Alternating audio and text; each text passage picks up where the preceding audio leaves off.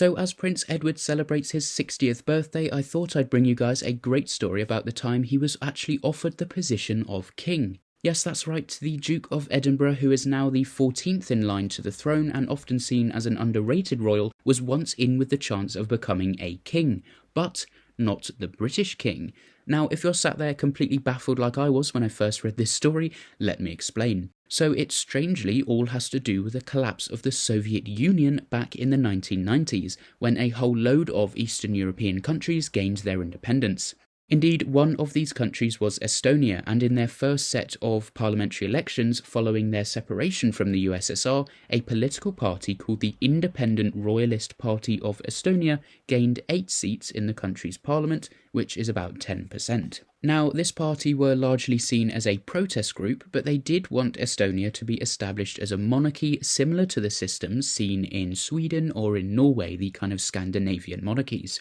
And according to the Sunday Telegraph at the time, the leader of the Independent Royalist Party of Estonia actually contacted the British royal family asking if Prince Edward would become their king. Yes, you heard that right, a letter was reportedly sent saying that Edward was, quote, perfect and that the party admired him enormously. However, unsurprisingly, Buckingham Palace declined the offer. The letter was sent to Queen Elizabeth II directly requesting permission to crown Prince Edward as the King of Estonia, calling him, quote, a young British prince much admired by Estonians, adding that the party would be most honoured if you would accept this rare request. But yes, the palace politely declined, saying it was a charming idea, but a rather unlikely one. The existence of the letter was confirmed by a British journalist called Robert Jobson, who is a royal expert and the author of the book The Royal Family Operations Manual, as reported by the Cosmopolitan magazine, with the letter also addressing Prince Edward directly by saying, quote,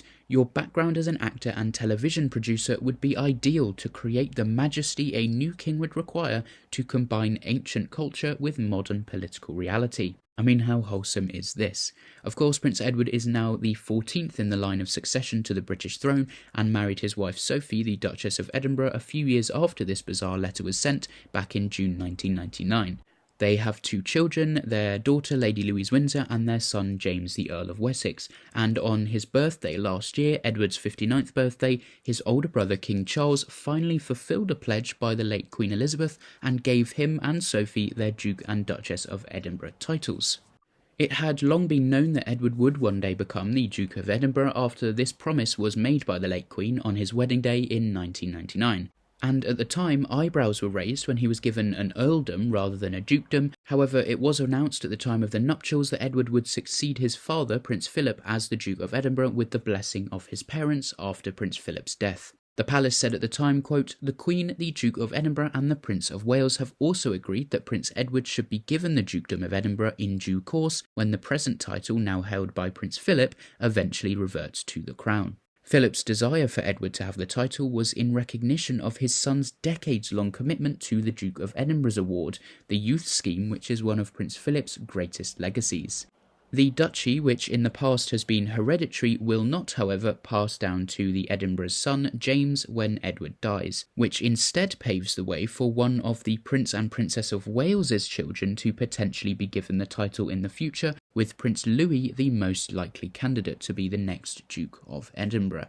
So yes, just wanted to bring you this story as the Duke of Edinburgh, Prince Edward, turns 60 years old, of the time he was offered to be the king of a different country. So let me know your thoughts in the comments down below, and while you're there, make sure you drop a like and subscribe if you enjoyed, and join my Patreon if you'd like to support me further, and as always, thank you very much for watching.